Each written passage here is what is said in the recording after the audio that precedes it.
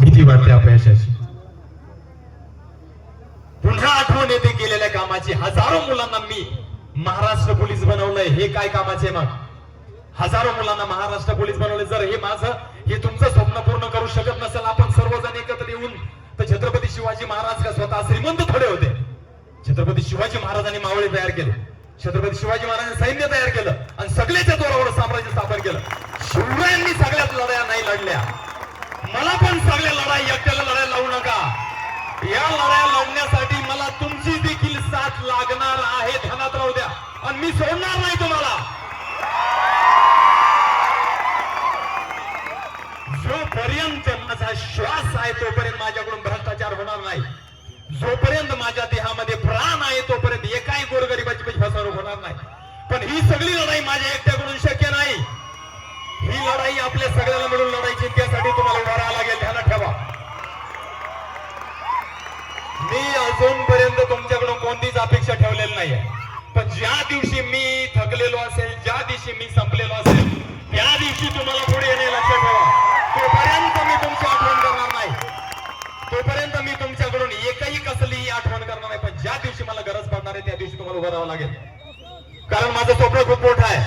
आज कदाचित माझ्या स्वप्नाला काही जण हसत देखील असतील की महाराज गुरुजी डायरेक्ट ऑलिम्पिकच्या बाता करू लागले.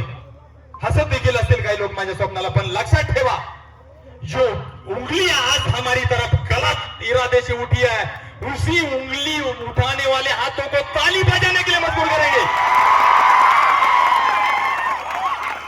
उसी हाथों से ताली बजाने के लिए मजबूत करेंगे. और ये फक्त कष्टाने करून दाखवणार आपण. आणि मला माहिती एक अशा पद्धतीची ताकद आपल्या सोबत काम करते आहे. त्या ताकदीचा मुकाबला कोणताच श्रीमंत मधला श्रीमंत माणूस करू शकत नाही. ही आपल्या गोरगरिबांची ताकद आहे. आणि हे आपल्याला प्रूव्ह करून दाखवायचं आहे. एवढ्या क्राऊडला बघून आणि एवढी सिच्युएशन बघून पूर्ण दुनिया घाबरते. मला अनेक जणांचे मेसेजेस आहेत, सर हे काय आहे, तुम्हाला भीती नाही वाटत का? काही होऊ शकतं. तरुण वर्ग आहे, भांडणं होतील, मारामाऱ्या होतील, मर्डर होतील. अरे भावा, ते माझे भाऊ आहेत. तुझं ऐकतील की नाही मला माहित नाही, तुमचं ऐकतील की नाही मला माहित नाही, पण ते माझे भाऊ आहेत. ध्यानात ठेवा. आणि एका शब्दावर ते सांगितलेल्या गोष्टी सगळ्या ऐकतील म्हणून तुम्हाला विनंती वेगळा विचार करण्याची गरज नाही. भीती वाटत असेल तुम्हाला, कारण पाप असेल तुमच्या मनात, तेव्हा तुम्हाला भीती वाटेल. मला कशाची भीती? खोने के लिए मेरे पास क्या है, पाने के लिए पूरा आसमान पड़ा हुआ है, खोने के लिए मेरे पास क्या है. आणि म्हणत असाल रे, मला काही जण म्हणतात भी की सर 10 वर्ष झालं तुमचं कंबर वाकून गेलंय, हार्ट पेन होऊ लागलाय, आरोग्य साथ देत नाहीये, काय कमावलं तुम्ही? अरे हे कमावलं ना मी, याच्यापेक्षा मोठी कमाई काय पाहिजे? करोडोची संपत्ती लागत नाही रे बाळा. तुम्हाला मोठं होण्यासाठी हे प्रेम लागतं, सहज मिळत नाही. हे ध्यानात ठेवा. आणि ते मी मिळवलंय, तेच माझा आधार आहे, तोच माझा सहारा आहे.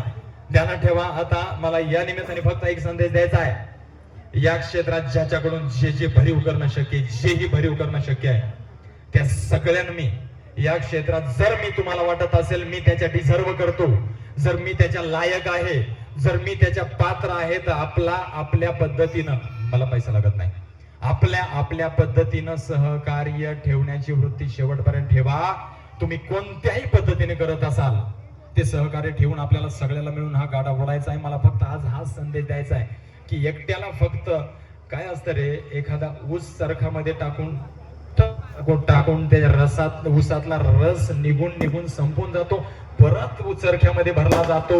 आणि या पद्धतीचं पूर्ण शोषण झालं या मातीमध्ये माझं.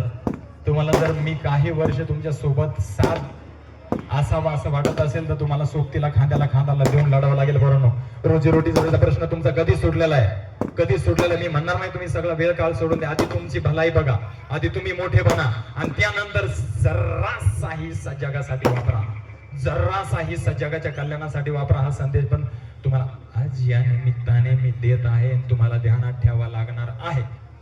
आपल्याला वेड्यात काढणारी दुनिया तुम्हाला काय सांगा.